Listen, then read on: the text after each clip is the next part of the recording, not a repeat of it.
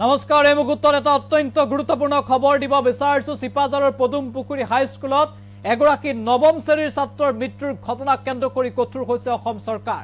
ইতিমধ্যে চৰকাৰ কঠোৰ হৈছে কঠোৰ নিৰ্দেশনা জাৰি কৰা হৈছে যিখন বিদ্যালয়ত ছাত্ৰজনৰ মৃত্যু হৈছিল সেইখন বিদ্যালয়ৰ প্ৰধান শিক্ষয়িত্ৰী সহ প্ৰতিগৰাকী শিক্ষককে শাস্তিমূলক বদলি দিয়া হৈছে আৰু তাৎক্ষণিকভাৱে বলবৎ হোৱাকৈ এই নিৰ্দেশনা জাৰি কৰা হৈছে আৰু ইতিমধ্যে সামাজিক মাধ্যম যোগে এই কথা নিজে প্ৰকাশ কৰিছে ৰাজ্যৰ শিক্ষামন্ত্ৰী ডক্টৰ ৰনোজ পেগুৱে বিগ আপডেট এনি টক্সৰ দৰ্শকৰ বাবে জনাইছো গুৰুত্বপূৰ্ণ খবৰ চিপাঝাৰৰ পদুমপুখুৰী হাইস্কুলৰ ঘটনাক লৈ কঠোৰ চৰকাৰ বিদ্যালয়খনৰ সকলো শিক্ষক কৰ্মচাৰী শাস্তিমূলক বদলিৰ নিৰ্দেশ জাৰি কৰা হৈছে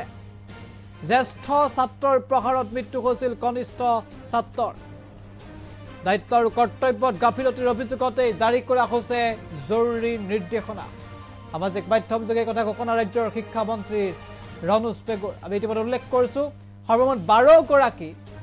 12 গৰাকীক ইতিমধ্যে শাস্তিমূলক বদলি দিয়া হৈছে আৰু আমি উল্লেখ কৰিছোঁ জানকী ডেকা তেওঁ প্ৰধান শিক্ষয়িত্ৰী বসন্ত কলিতা প্ৰসন্ন কুমাৰ ডেকা দীপিকা দেৱী আব্দুল জালিল সোনু বৰা কল্যাণী ডেকা হিমা ডেকা আৰু বেদান্ত বৰুৱা তেওঁলোকক ইতিমধ্যে জৰুৰীভাৱে বদলি নিৰ্দেশ দিছে একেদৰে গেট 4ৰ